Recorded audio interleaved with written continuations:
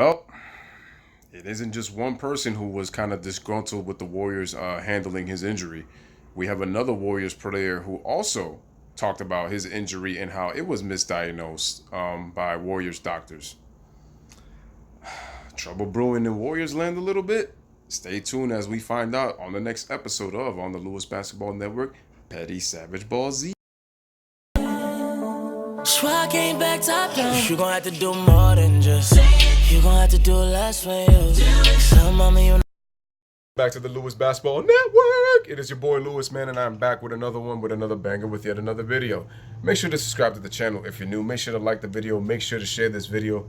Only helps the channel grow. Truly appreciate it. It is a wonderful Wednesday afternoon. Appreciate you guys for taking the time to watch this video. So, Andre Iguodala from Max, Fate of the Universe Kellerman. He was on the Breakfast Club. He had talked about a couple of things pertaining to the Golden State Warriors, and he mentioned about his injury. If you guys remember last year, Andre Iguodala got injured in the Western Conference Finals against the Houston Rockets. And when he got injured, people were saying that he had a bone bruise injury, as was diagnosed by the Warriors medical doctors and the medical staff. Well, Andre Iguodala is here to tell you, and he told everybody who was watching, all of the viewers out there, that he did not have a bone bruise. He had a fractured leg. Now that he mentions about the fractured leg, as we know, Kevin Durant suffered what was supposed to be supposed calf injury from the Warriors medical doctors. He ended up rupturing his Achilles tendon when he played in Game 5 of the NBA Finals, and now is likely to miss the entire 2019-2020 season.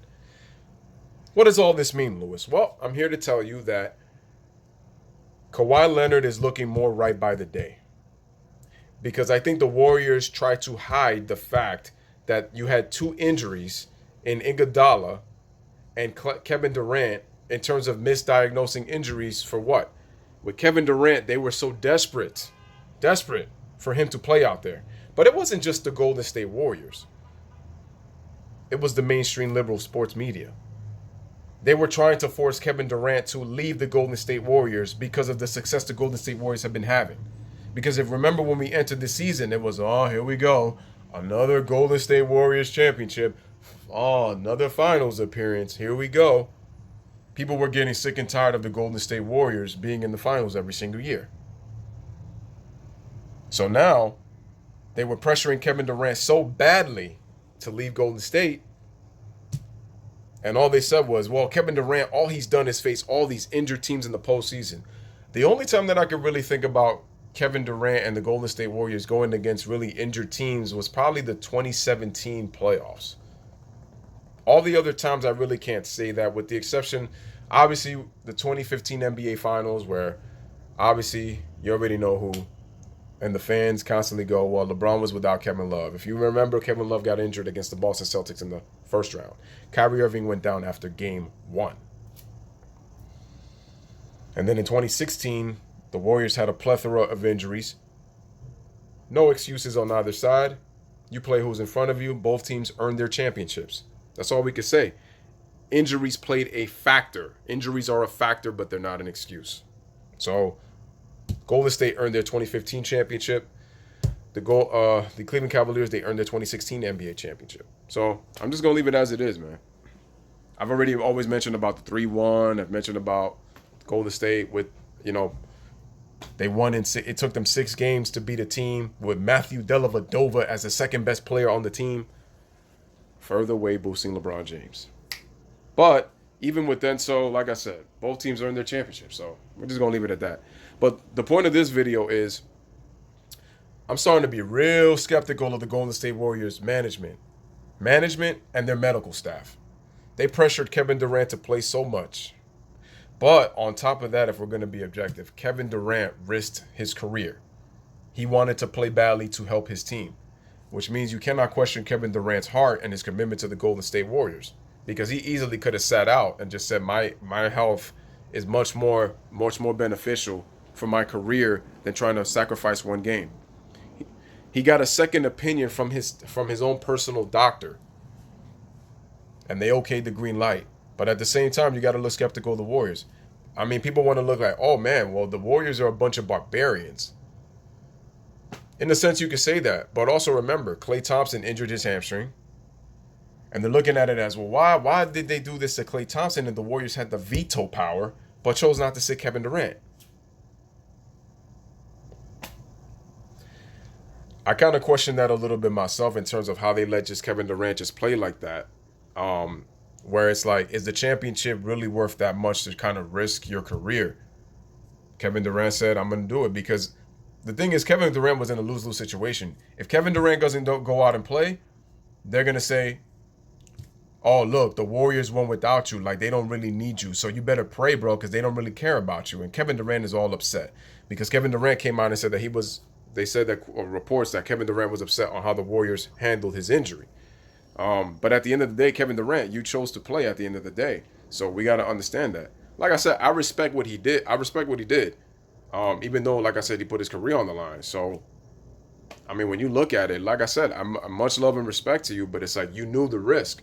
The Warriors also knew the risk. They just tried to put pretty little roses around his injury and say that it was a calf. When I kept saying it looked like it was an Achilles injury. You have to remember, when you injure an Achilles to a calf, an Achilles injury takes a lot longer to recover from than a calf injury. Unless a calf injury could be really severe. But yo, you're talking about your Achilles. It's your inability to push off. You may move. If you're somebody who's athletic, you're not going to be as athletic. And then it's like with Andre Iguodala, it just makes me question the Warriors medical staff and the management. They wanted to win a championship so badly. And then we talk about Klay Thompson. Klay Thompson injures his hamstring. The quote-unquote injury was hamstring tightness. We don't even know how severe that injury was. I mean, he looked fine in terms of shooting, but Klay Thompson, to me, probably was really hurt, and the Warriors were trying to cover that up too. Don't forget that Steph Curry had a dislocated finger. He injured his ankle in the first round. Iguodala was dealing with a serious injury of his own as well. So when we look at this, it's like, yo, you really kind of have to kind of question it, even though the players made the decisions at the end of the day. It's crazy, ladies and gentlemen. It's really crazy, like how management decided to handle these situations. They kept trying to just like paint it, so that the media wouldn't make a big deal about it. But the media is gonna make a big deal about anything, considering you guys, because the Golden State Warriors have been the dynasty in the NBA. 5 straight trips to the finals, 3 championships in 5 years, 600 win percentage, 60% of the finals won. Beyond, it's above 50%. So we were pretty good. They came close to having 4 championships in 5 seasons. So got to give them a lot of credit. So, and here's the thing, guys. It's like I said, and Kevin Durant ended up declining his $31.5 million player option. Yo, let me know what you guys think on that. Do you think that Kevin Durant is going to re-sign with the Warriors to get a Duba Max? Because then if that was to happen, what would happen with Klay Thompson? Because remember, Klay Thompson, there's rumors that he is openly interested in meeting with the Clippers. So we got to see what happened there. So is Kevin Durant possibly going to be going with Golden State, even though he has a possibility to re-sign? Is Klay Thompson going to come back with Golden State, even though they're probably going to give him the max? Or is Klay Thompson going to go to another team? Because Klay Thompson has made it very clear, if he doesn't get the max, he's probably going to go on another team. I mean, what does that leave DeMarcus Cousins? Remember, he tore his quad. He's also coming back. He also was coming back from an Achilles injury, and he was not in the best condition. So the Warriors had a plethora of injuries, man. And it's like, with all these great players, that was the sacrifice of not having a great bench. When you got all these, Klay Thompson, forget about it. He's a starter. He's a mainstay. I'm just talking about guys like Kevin Durant and DeMarcus Cousins. When you lose pieces to your championship team, normally it's going to happen because that's just the nature of the game. But now you see what happens, like when you don't have them, when you really need them. When you face a team that's more deeper, when you're running out of bodies, let's say a catastrophic injury happens to Steph Curry. Like, remember when he sprained his MCL, things like that. Like, it's almost gonna look like if the Warriors were some C squad or some G League team out there going against the Toronto Raptors. But now it's like I gotta be real skeptical now, man, because of the handling of the Iguodala injury, if this was true. But like I said, at the end of the day, these guys chose to play, and I think Warriors management was kind of rushing because if you remember Joe Lacob's words, ladies and gentlemen, while Kevin Durant was out in the Western Conference Finals, he said, Kevin Durant at some point will play in the NBA Finals. That's why he knows. And I listen. I love you, brother. He knows his sport. I mean, you can say what you want about Shaq, but even Shaq was saying it was an Achilles injury because you have to look at where Kevin Durant was holding his leg. It was not like at the near bottom of the calf. It was like right near where the Achilles injury was. That's why I was like, yo, I don't think it's a calf. I really think it was an Achilles injury. Because remember, with his injuries, if he had a grade 1, he was supposed to be back in 1 to 3 weeks. It went beyond 3 weeks, and Kevin Durant was not on the floor. So that's why I'm just kind of like, I always give credit to the Golden State Warriors, but this is why I said that Kawhi Leonard is looking better by the day. At the end of the day, you got to listen to your body. Now, the Golden State Warriors are looking at it as, like, in terms of management and Steve Kerr and the coaching staff, who were trying to hide all this stuff. Now people are probably going to look like, and they're going to want to question Bob Myers in terms of was his cry really that sincere after Kevin Durant went down with his injuries and put the blame on me. It's not fair. It's not fair. People are going to be mixed about that. But people are going to also say that, why am I going to sit here and try to question a man's emotions, in terms of how he really felt? And, hey, man, Bob Myers, he at least took the blame. So, but we don't know. We honestly don't know, ladies and gentlemen. It's pretty crazy. It's really, really, really crazy not to hear all this. It just makes me really, really pessimistic, more optimistic about the Golden State Warriors. Now you're kind of telling people, man, am I really going to be considering? I mean, I'm not saying that the Warriors aren't going to get players, but I'm just saying, like, at least a star player or a great player. Am I going to be able to play on that team knowing that the medical staff is going to misdiagnose my injury? Because I think Kevin Durant's injury was misdiagnosed. I think that's what it was. And I think the Warriors, they knew the injury. They just tried to keep it under wraps to try to buy some time. But unfortunately, time ran out on them and time was not their friend. And unfortunately, it affected the players more ways than one for Klay Thompson and Kevin Durant. And then you're looking at Andre Iguodala too. So it's like that's why their free agency situation is so open. And now when you look at the championship now, Golden State is not going to dominate the Western Conference. They're still going to be a good team. Like, for Shannon Sharp to come out and say that the Golden State Warriors are not going to be in the playoffs, that's ridiculous. Like, I don't think they're not going to be as good as they have been. But they can still fight for the playoffs. And it's like Shannon Sharp talking about how the Lakers are going to dominate. Listen, he guaranteed 56 wins. Better keep that same energy, bro. Better keep that same energy. So, listen, man. You can't sleep on these other teams in the Western Conference. You know that now that the Warriors are not there, teams are going to be more busy than ever trying to put their teams together to try to see if they can make a run at the title. This is what these two injuries to Klay Thompson and Kevin Durant, and now even Andre Iguodala admitting that he was misdiagnosed with the injury he had when they said it was a bone bruise when instead of a fracture, now teams will be lining up and say, yo, I think our windows have just reopened for a chance at the title.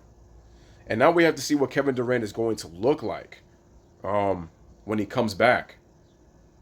And I think with this injury, what it does for Kevin Durant, because he's not an explosive play above the rim type player, I think what Kevin Durant is, he's still going to be good, but I think he's going to be slightly different. Because now, with the injury that he suffered, he now has to adjust. He has to make an adjustment. And I think Kevin Durant is going to be much more grounded in his game than he's ever been in his career. And you also have to remember this, ladies and gentlemen. Kevin Durant is 30 years old. He'll be 31 in September. So if Kevin Durant is obviously going to miss one whole year, that means Kevin Durant is going to come back by the time he's 32. And even when he's 32, you have to forget he has to recover, and then he has to do rehab. And then once he does that, he has to do all of these reps, in-game reps, contact drills, light shooting. Then it becomes to, 5-on-prime practices and scrimmages. And I've always said it once, and I'm going to say it again. You know that you could practice every time you want to get yourself in better shape and to get ready to play basketball. But it counts when you're on the basketball court. And to me, it's going to take Kevin Durant time. Like I said, fortunately for him, he doesn't play above the rim. Now, I think Kevin Durant is going to be able to probably move laterally, I think still. But I don't think he's going to be the same, especially now on the defensive end now. because of this injury. You know, and that's pretty much my thoughts on it. So, ladies and gentlemen, once again, thank you for another one, man. Let me know what you guys think of this situation that Andre Iguodala is talking about, and now what does it mean for Kevin Durant and Klay Thompson? Let me know what you guys think in the comments. As always, blessed up. One love. Peace. Thanks for watching. DJ, you already know the deal, man. On that damn. Soy un elástico y tú eres una tira. En la calle cuando tú me veas tú me tiras. Que te la voy a dejar pis en la cara y la costilla. Empezamos con brugalera, vamos por champán. En mi coro suenan la pistola. Me lo como galletica can can. Y conmigo no puede nadie, ustedes la matan. Me tiran pilas de mujeres para que yo la siembre. Pero mi ñema está llena.